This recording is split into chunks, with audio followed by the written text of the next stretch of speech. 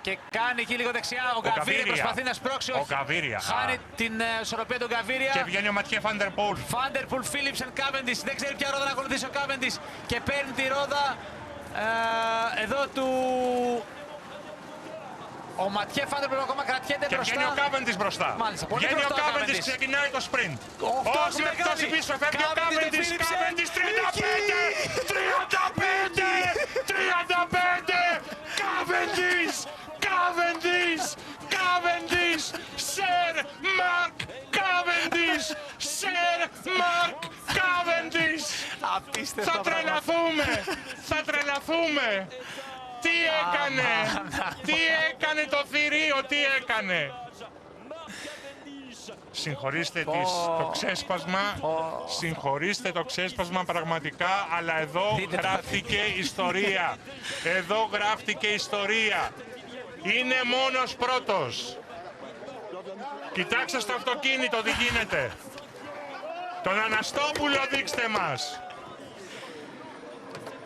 Τι έκανε ο άνθρωπος στα 39 του χρόνια. Απίστευτο. Απίστευτο. Έχασε τη ρόδα του Μορκόφ, ακολούθησε τον Φίλιψεν και τελικά βγήκε σε καλό αυτή η επιλογή.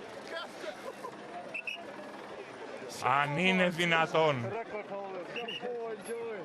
Τι έκανε ο άνθρωπος. Τέταρτη ομάδα που έχει επιτυχημένη χρονιά. Τι να λέμε τώρα. Ιστορία. Γράφτηκε ιστορία σήμερα. Ο Μαρκ Κάβεντις είναι ο αθλητής με τις περισσότερες νίκες στην ιστορία του Γύρου Γαλλίας. 35. Αφήνοντας δεύτερο με 34 τον Έντι Μέρκς, να και η αγκαλιά με τον Γκέρεν Τόμας. Εδώ με τον Μορκόφ. Όλοι θέλουν να σταματήσουν και να τον αγκαλιάσουν, να τον συγχαρούν. Όλοι τον βλέπουν και γελάνε, χαμογελούν. Έπρεπε να τον έχουν ξεφορτωθεί. Να ο Ματιέ Φάντερπουλ, να όλοι. Λοιπόν. Ένας-ένας. Υπόκληση. Υπόκληση σε αυτόν τον τεράστιο αθλητή.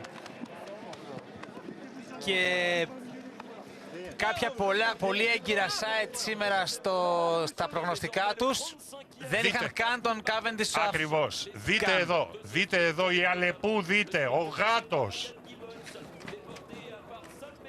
Κοιτάξτε πώς βρίσκει την τρύπα και παίρνει. Εντάξει, το sprint που κάνει είναι εκπληκτικό, είναι εκπληκτικό πραγματικά. Πήρε τον αέρα του Άκερμαν στα τελευταία μέτρα. Ο Άκερμαν, δείτε εδώ πίσω από τον Άκερμαν και βγαίνει αριστερά. Έκανε... περίμενε πάρα πολύ ο Φίλιψεν, περίμενε πάρα πολύ και ήταν αργά. Από τη στιγμή που βγήκε πρώτος σε αυτά τα τελευταία μέτρα και με διαφορά, έτσι. Με διαφορά. Καθαρή νίκη. Και με την ελληνική σημαία πίσω. Mark Cavendish writing history in the Tour de France, hocking cage ball for the lead out.